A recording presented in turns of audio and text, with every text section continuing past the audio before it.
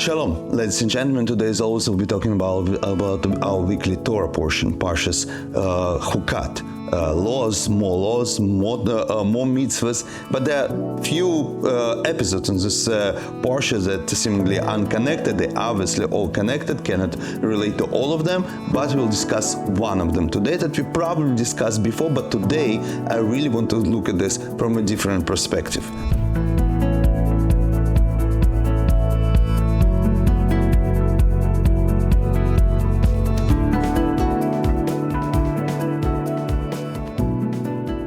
Miriam, Moses' sister, she's passing away, and together with her we're losing our source of water. As our sages explained, there was one of the miracles in the desert was a well of Miriam. Actually, it wasn't a well, it was a stone that the water was coming from, was traveling behind us or together with us in the desert all the 40 plus years. And when Miriam passes away, the miracle disappears, and the nation obviously comes to the leader, to the Moses, and say, we want the water, where is the water, how we survive, blah blah blah, and so on, regular stuff. Hashem tells Moshe a simple thing: take your staff, bring Aaron together with you, gather all the nations, tell to the rock to give the water to the nations, talk to the rock. Now, we know the story that Moses does whatever God tells him. He assembles all the people, bring his staff along, take Aaron, and instead of talking to the rock, he got very angry with the Jewish people, according to Rashi, and he says, instead of talking to the rock, he hits the rock.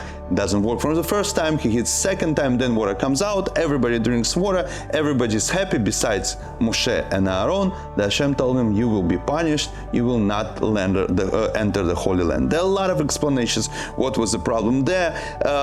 I would like to stick to one explanation, but to look at the situation from a different perspective. The explanation that said that it wasn't a punishment, because the 40 years ago Moses did exactly the same thing. God told him to hit the rock, and he thought it's gonna work the same way this time, because 40 years ago he gathered all the nations, hit the rock, the word came out, everything is cool.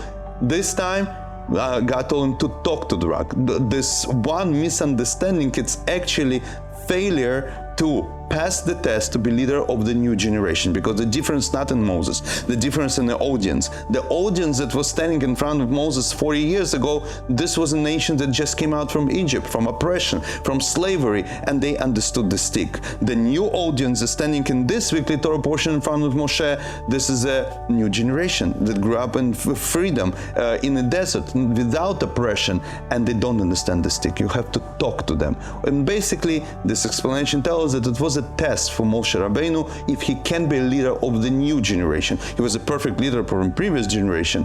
The question is if he can lead the generation of free people and not the slaves. And he fails the test. I would say just connected to the fact that Miriam for the first time was not next to him and couldn't support him.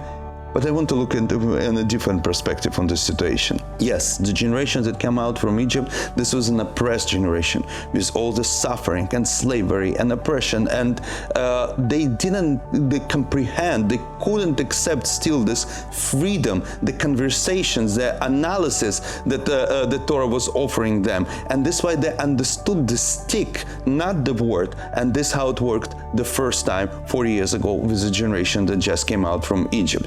Every time that this generation was giving a certain freedom at the Mount Sinai with the giving revelation and giving the Torah, with the spies that were sent to look over the land of Israel by their own choice, it's always ended up badly.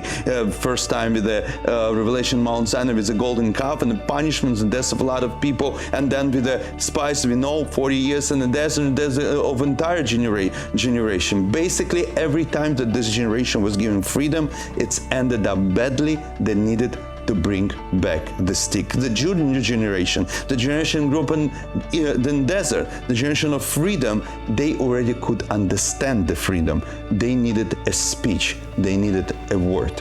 But my question is not about Moshe, who we are to discuss Moshe, if he is right or wrong to do it, and why he was punished. No, my generation to us. What generation, my question is to us, what generation are we? Are we generation of the stick, or generation of the word? Today, when the Jewish people are free to practice the commandments, to study Torah, today when we have our own Jewish state, are we ready to live without a stick? Unfortunately, too many times we need to be reminded badly, in a bad manner, with a stick, that we are Jews and this is a Jewish state. So the question is, are we ready for the word? Are we generation of the stick, or are we the generation of the word? Thank you very much. Good luck. I see you next week.